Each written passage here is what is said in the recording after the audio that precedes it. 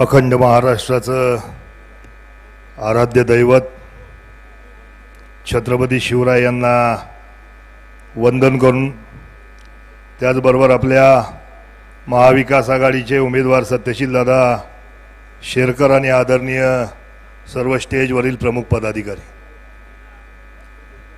खरं तर यायला थोडा उशीर झालाय दादा, पण भर नक्की काढून घेऊ आपण. काही अडचणी होत्या, काही अडचणी आहेत, अर्थात त्या माझ्या स्वार्थाच्या किंवा माझ्या व्यक्तिगत आयुष्याच्या अडचणी नाहीत. सर्वसामान्य लोकांसाठी जे काही केलंय, ज्या ज्या लोकांनी मला काही मदत केली, मग त्या सगळ्यांनाच कन्व्हिन्स करणं, त्यांना सगळ्यांना समजून सांगणं. आणि त्याच्यानंतर खरं तर आज सकाळी बाजीराव शेठ स्वतः घरी आल्यानंतर, बाजीराव शेठ डांगर, त्यांनी खरं तर निरोप घेऊन आले. बाबा परदेशी असतील, माऊली शेठ असतील, खरं तर सगळ्यांबरोबर चर्चा करून आज पवार साहेबांच्या सभेला जायचं असं ठरलं.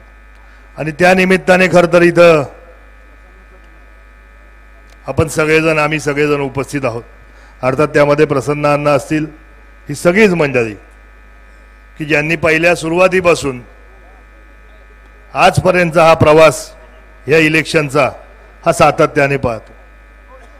खरं तर आजचा इलेक्शनचा विषय, आज दादा एक तरुण सहकारी, तरुण मित्र म्हणून अनेक वर्षापासून बरोबर आहे आणि बरोबर काम करतोय. दादांचा स्वभाव मी सातत्याने अनेक वर्षापासून जाणतो. दादांच्या अडचणी असण्यापेक्षा माझ्या अडचणी होत्या आणि त्यानिमित्ताने खरं तर यायला उशीर होतो. दादा, आजची इलेक्शन सर्वार्थाने वेगळी आहे. सर्वार्थाने ही वेगळी इलेक्शन होत असताना आज तरुणाई आपल्याकडे मोठ्या आशेने बघते. सर्वसामान्य माणूस मोठ्या आशेने बघतो. विनंती आपल्याला सगळ्यांच्या माध्यमातून एवढी जाईल, आमच्या पक्षाच्या माध्यमातून एवढीच आहे, तुम्ही काही वेगळं कधी मानलं नाही आम्हाला, परंतु इथून पुढेही तो जो पक्षाच्या संदर्भातला आमचा विषय आहे तो मात्र आपण सिरियसली घेऊन, आमचे सगळे पदाधिकारी असतील ते तुमच्यावर काम करायला आजही आहे, मीच यायला उशीर झाला, परंतु ही सगळ्या मंडळींच्या माध्यमातून विनंती आपल्याला एवढीच आहे दादा, की आम्ही सगळे पदाधिकारी शिवसेनेचे सर्वसामान्य नागरिक केंद्रबिंदू मानून आजपर्यंत काम करत आलो. आणि आपल्याकडून सुद्धा एवढीच अपेक्षा आहे, जी मागच्या पंचवार्षिक मध्ये जो आमदार होता त्याच्याकडून ती झाली नाही, की सर्वसामान्य माणूस केंद्रबिंदू मानून तुमच्याकडे सहज तुम्ही उपलब्ध व्हावेत, सहज त्यांच्यामध्ये मिसळावे आणि सहज त्या गोष्टींचं, त्यांच्या समस्यांचं निराकरण व्हावं. हा एवढी एकच विनंती या स्टेजच्या माध्यमातून तुमच्याकडे मी करतो. कारण गेल्या पंचवार्षिकला मी पाहिलं, मला एक रस्ता करायला जर आडवा येत असेल, हा माझी आमदार, आता माझीच म्हणायला पाहिजे, माझी झालंच आहे. मी तुम्हाला आज सांगतो, एका रस्त्यासाठी या माणसाने आम्हाला 10 वेळा हेलपाटे मारावे लागले, 2 केस एखाद्या गोष्टीसाठी माझ्या अंगावर घ्यावे लागल्या. माझ्यावर खोटी केस करत असताना माझ्या कार्यकर्त्यांनी तिथं जाऊन जाब विचारायचा प्रयत्न केला. 200 रुपयाचा दरोडा टाकला. 200 दरोडा 200 रुपयाचा असतो काय दादा?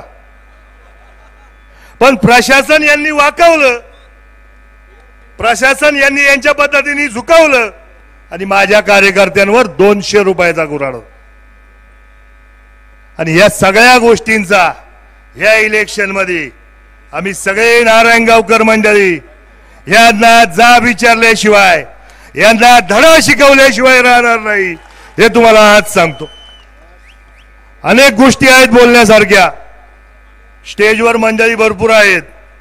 विनंती आपल्या सगळ्यांना एवढीच आहे, आता जर मैदानात उतरलोच आहे तर तो विजयी होऊनच बाहेर यायचे. पुन्हा एकदा दादांना मनापासूनच्या शुभेच्छा व्यक्त करतो आणि आपल्या सर्व मान्यवरांचा आभार मानतो. थांबतो. जय हिंद, जय महाराष्ट्र, जय शिवराय. धन्यवाद सरपंच साहेब. यानंतर सत्यशील दादांवरती प्रेम व्यक्त करणार आहे.